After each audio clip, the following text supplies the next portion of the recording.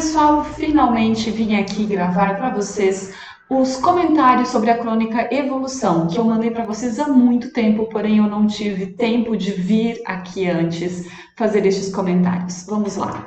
A crônica Evolução foi escrita por Luiz Fernando Veríssimo. Na crônica nós temos uma ideia de quando ela foi escrita, depois quando nós estivermos lá eu mostro para vocês. Eu tenho alguns livros do Luiz Fernando Veríssimo, esse daqui, Comédias para se ler na escola, creio eu, é um dos mais famosos livros dele. E As Mentiras que os Homens Contam também é muito famoso, tá?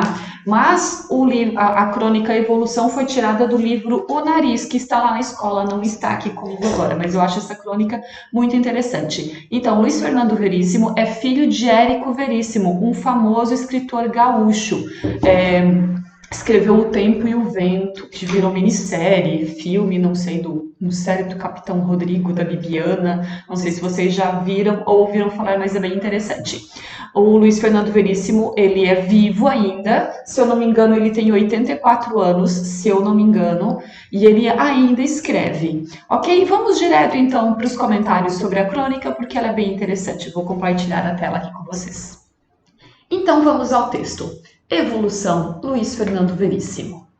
Os fracos herdarão a terra, mas não no sentido que queria a Bíblia, como prêmio à humildade e à contemplação. É que só os miseráveis de hoje estão preparados para enfrentar qualquer crise. Eles estão treinados há gerações.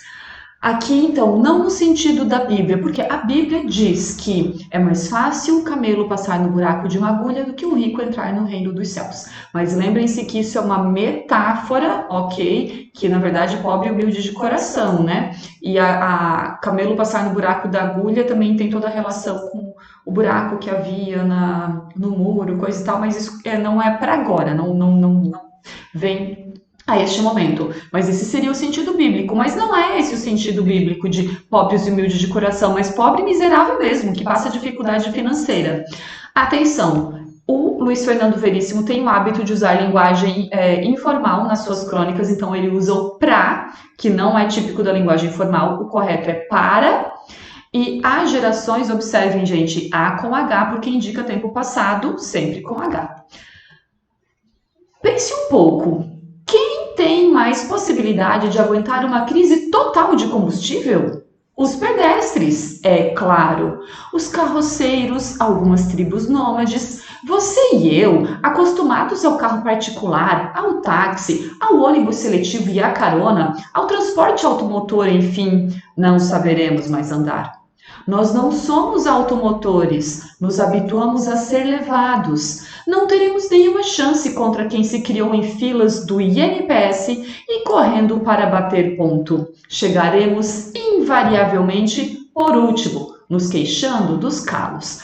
Observem então que ele usa a expressão INPS e isso nos dá uma dica de quando o texto foi escrito, porque o INPS virou o INSS em 1990. Então esse texto tem no mínimo 30 anos, no mínimo. Porém, o que ele fala aqui é pura realidade. As pessoas não estão mais acostumadas a caminhar. Eu sei disso por conta própria, não por mim, porque eu ando bastante, eu amo andar, caminho sempre que possível. Mas quando eu saio com os meus alunos, que nós precisamos andar 1 quilômetro que seja, eles ficam exaustos. Gente, eles são jovens, eu brinco, eu falei, meu Deus, vocês parecem umas velhas. Não, as velhas andam mais do que eles, elas têm mais disposição. Gente, então, hoje em dia, as pessoas estão habituadas a andar de carro, andar de ônibus, a serem levadas, como ele diz aqui. Nós não somos automotores, nos habituamos a ser levados, ok? Mas também dá uma dica, qual é o público-alvo desse texto? Esse texto foi escrito para ser publicado em um jornal de 30 anos atrás. Ele não está falando com a população mais humilde, ele está falando, no mínimo, com a classe média, no mínimo. Aí, claro, como eu falei, citaria ao INPS, né? Instituto Nacional de Previdência Social, que hoje em dia é Seguro Social. Continuando, então, quem tem mais chance? Quem está na fila do INSS, quem está habituado, os carroceiros, não é habituado a andar, catando lixo ou a pessoa que está acostumada ao conforto de um automóvel? Obviamente, quem está acostumado ao conforto do automóvel vai ter problemas. E a crise de alimento? Quando só houver arroz, feijão e um pouco de farinha para cada cidadão, quem terá estômago para aguentar? Quem se acostumou desde pequeno? Claro, os subnutridos natos. Vocês sabem o que é nato? Nato é o que vem de nascimento. Então, o que é nato veio comigo desde que eu nasci, ok? Uma característica nata eu tenho desde o nascimento. Então, os subnutridos natos são aqueles que passam fome desde que nasceram, estão acostumados a comer muito pouco. Eles não terão problema com a crise de alimentos. Prevejo os hospitais cheios de novos pobres sendo atendidos por saudáveis favelados. Os favelados que sempre comeram pouco continuarão saudáveis, mas os ricos que estão acostumados a comer bem, a comer comidas diferentes, passarão fome porque não se habituarão a comer um arroz com feijão e farinha de todo dia. Tome sua sopinha de aipim. Vamos, o aipim é deste ano. Eu mesmo lavei. Ai, aqui faltou espaço, gente, vai ficar assim, mas deveria ter espaço de parágrafo.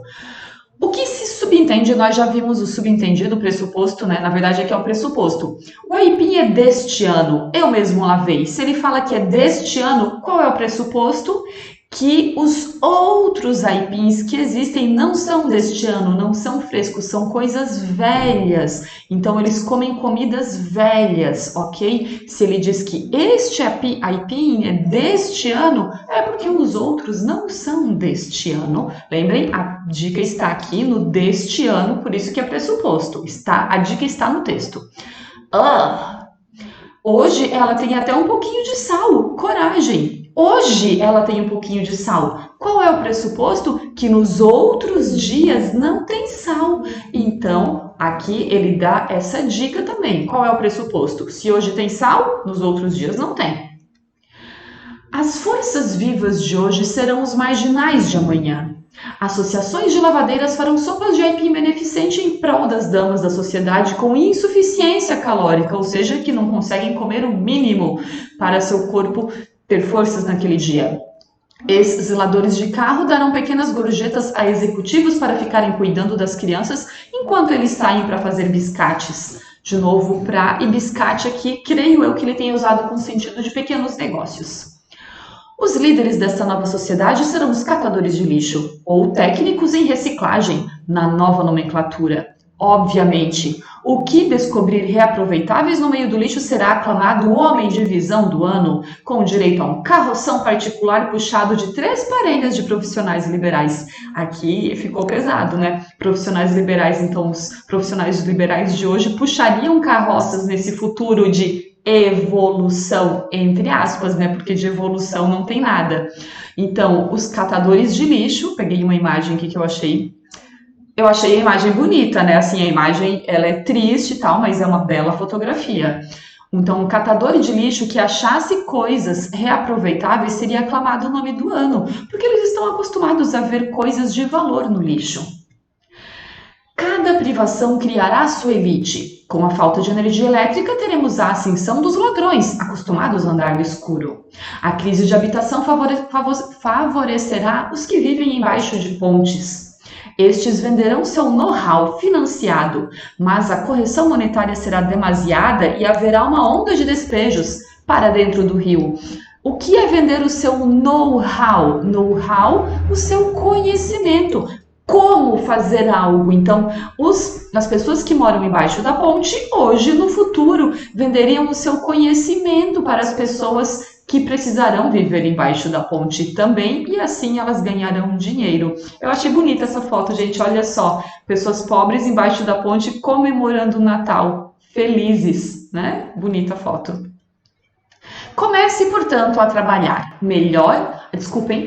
Comece, portanto, a tratar melhor os miseráveis. Dê altas esmolas, corteje seus empregados, seja caridoso. E se você é daqueles que dizem, não sei como essa gente consegue sobreviver, procure descobrir e decore tudo. Para eles, a crise sempre existiu. Eles têm uma prática. Luiz Fernando Veríssimo, O Nariz e Outras Crônicas. Gente, observem que ele usa o portanto posposto ao verbo, ou seja, depois do verbo. Professores de português adoram esse tipo de construção.